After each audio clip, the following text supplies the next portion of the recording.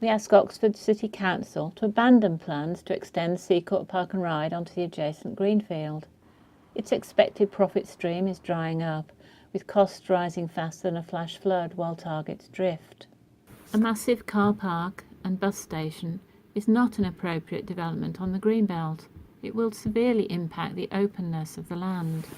This is one of Oxford's designated conservation areas, a habitat of principal importance, and the views are fantastic. These residents live on one of the busiest roads into Oxford. Dr. Liz Sawyer told us her concerns. So I object to the plan to extend the park and ride because the site on which the council want to extend it onto is designated flood zone 3B. That means it's got a more than 1 in 5 chance of flooding every year, and this site floods an awful lot more often than that. It's designated green belt, and it's green field site, which means that as far as records go back, it's never been developed. It's going to be before Oxford County Council bring online their new park and ride, which is going to be outside of the ring road. The County Council recognise the pressure that the A34 around Oxford and Botley is already under, and are trying to find ways to alleviate that pressure on an already dangerous road by making a park and ride further outside. So of course that's going to have its own problems in developing that in a way that's going to be sympathetic to the local community there. But extending into a greenfield, greenbelt floodplain area isn't the way forward. There's always the option of decking over the existing car park.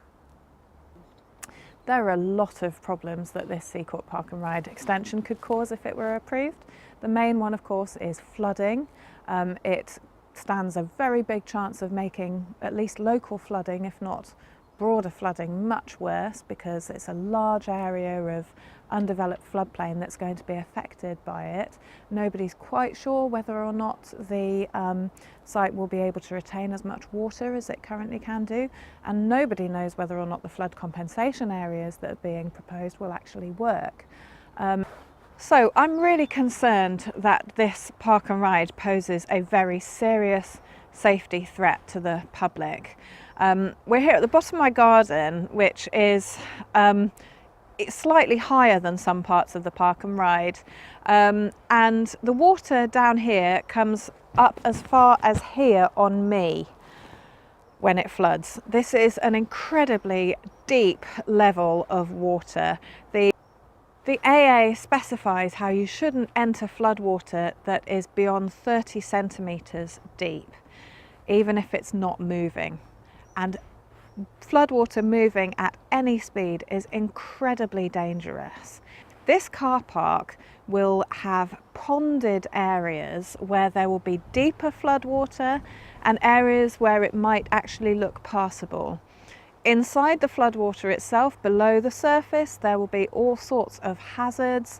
There might be raised manholes, other debris. I grew up in Tewkesbury that floods every year, and sadly deaths happen there when people enter floodwaters.